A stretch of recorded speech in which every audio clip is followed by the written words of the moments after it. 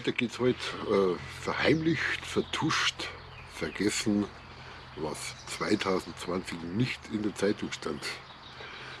Es ist wie bekannt, weiß mittlerweile jeder Bescheid, dass das Coronavirus eine, ja, möchte ich sagen, eine geplante Sache ist. Ja. Wenn wir zurückblicken, 18. Oktober 2019, Event 201, wie man eine Pandemie einfädelt. Ja, die Lage ist bedrohlich. Von Südamerika aus verbreitet sich ein neues Coronavirus und die Welt. Die Nachrichten sind voll von Corona, nCoV, SARS-CoV-2, Covid-19 und welche Namen das Virus sonst noch verpasst bekommen. Ach ja, und CAPS, Coronavirus, akute pulmonäre Syndrom. Innerhalb von 18 Monaten führt CAPS, das Coronavirus, zu einer Zahl von 65 Millionen Todesopfern, so die Johns Hopkins Universität. Das heißt, Moment, wieso 18. Oktober 2019? Brach die Corona-Pandemie nicht erst im Januar 2020 über uns herein? Stimmt, aber manche schienen schon vorher Bescheid zu wissen. Weshalb das hier auch erwähnt werden muss. Wie bei so vielen erschreckenden Ereignissen ging nämlich auch der angeblich Corona-Pandemie von 2020 eine Übung voraus, bei der das gesamte Szenario durchgespielt wurde. Ja, wo man immer als Verschwörungstheorie hinstellt, aber genau so ist es. Das ist schon lange durchgespielt.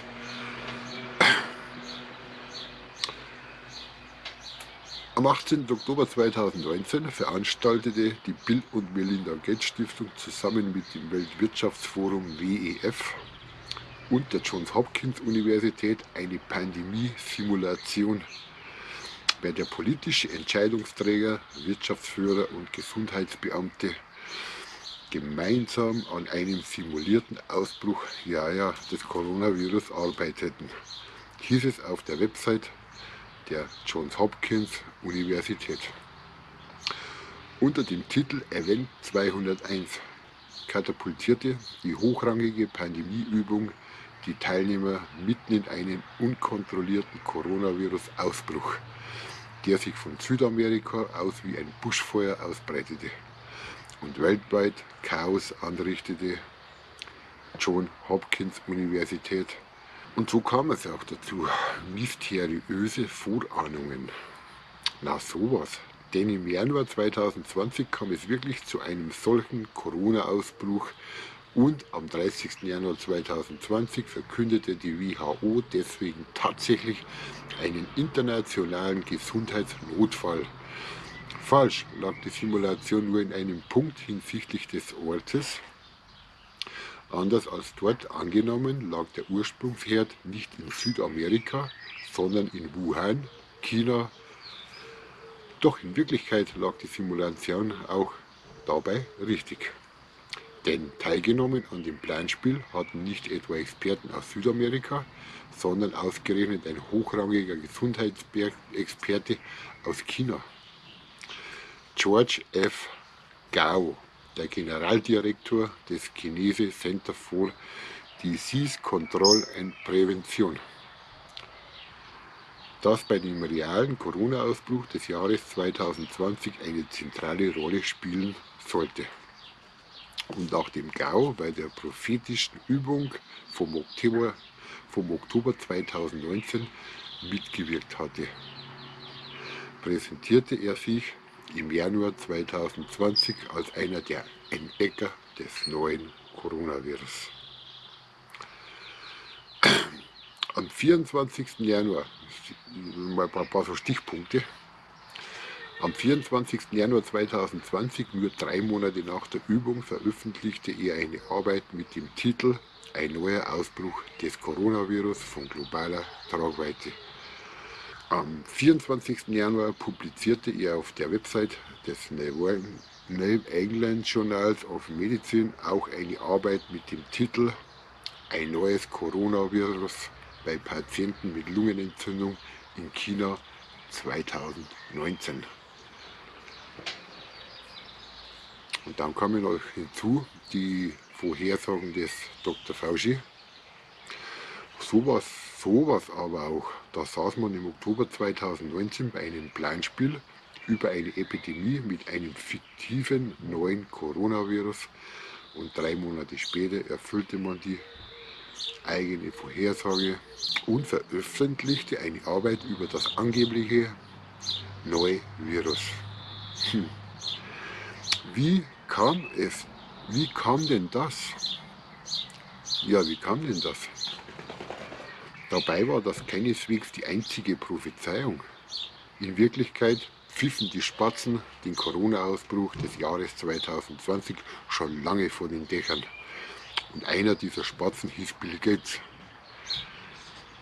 Der Software-Milliardär, Philanthrop und selbsternannte Gesundheitsexperte war nicht nur Mitveranstalter des hellsichtigen Planspiels. In einer Netflix-Dokumentation mit dem Titel Die nächste Pandemie vom 7. November 2019 sagte er nicht nur China, sondern sogar einen chinesischen Markt als Ursprungsort der Seuche voraus.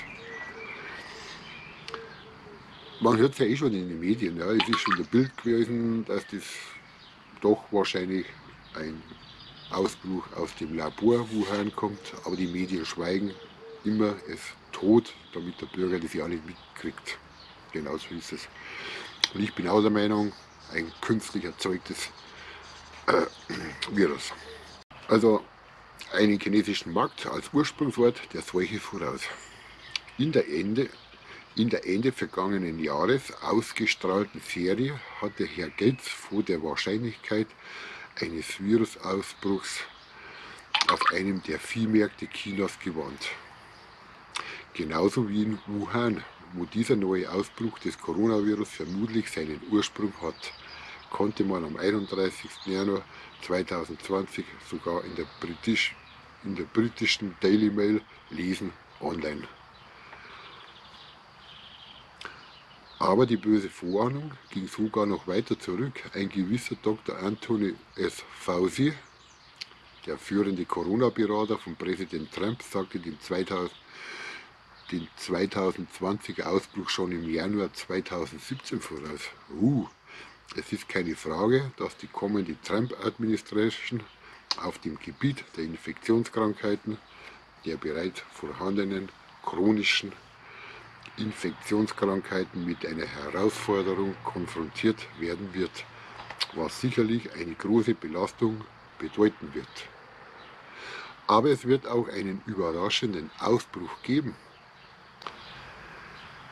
Es kommt jedoch noch besser.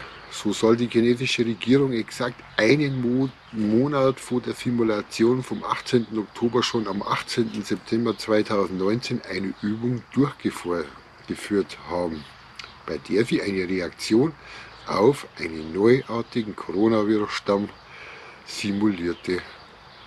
Und zwar wo? Tja, dreimal dürft ihr raten, in Wuhan.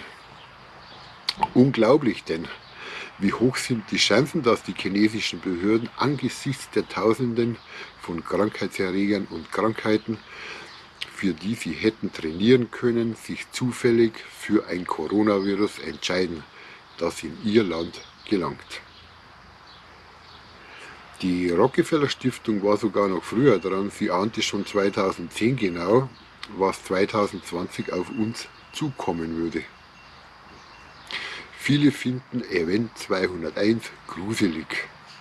Die Rollenspielübung um eine Corona-Pandemie, die die Gates Stiftung, die Johns Hopkins Universität und das Weltwirtschaftsforum Wochen vor Beginn der Covid-19-Pandemie abhielten. Noch gruseliger ist das Lockstep-Szenario Gleichschritt der Rockefeller Foundation aus dem Jahr 2010. Es liest sich wie ein Drehbuch für die politischen Vorgänge während der Pandemie, die wir derzeit durchleben. Und das sind die ganzen Punkte, die hier so aufgeführt sind. Eine Viruspandemie mit hoher Ansteckungsgefahr und angeblich hoher Sterblichkeit. Überforderte Gesundheitssysteme vieler Nationen. Wer wird getötet? Jung oder alt? In diesem Fall jung. Die Wirtschaft ist am Boden. Internationale Mobilität von Personen und Gütern stark behindert. Tourismus fast tot. Globale Lieferketten unterbrochen. Einzelhandelsgeschäfte geschlossen. Fehlende Eindämmungsprotokolle in Entwicklungsländern und wenig autoritäre Reaktion der US-Regierung scheitert. Autoritärer chinesischer Ansatz funktioniert viel besser. Andere Nationen eifern autoritärer, stark überwachender chinesischer Vorgehensweise nach.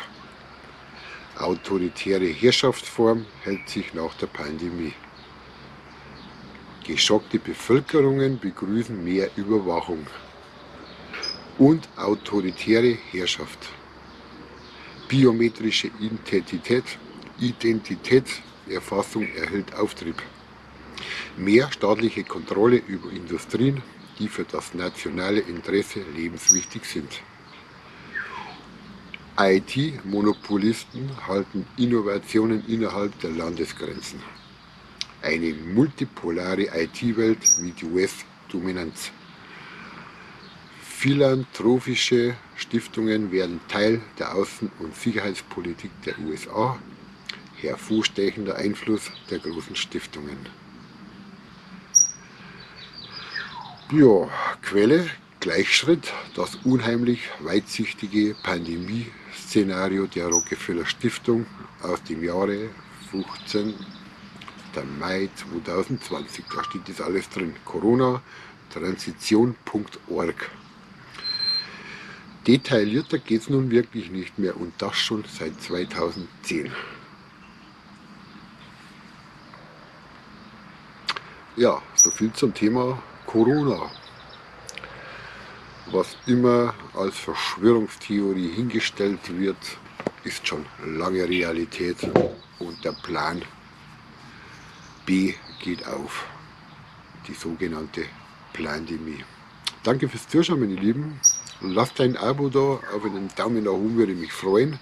Und nächstes Mal geht es weiter mit den vertuschten Zeugs 2020, was nicht in der Zeitung stand. Also habe Ehre, macht es gut.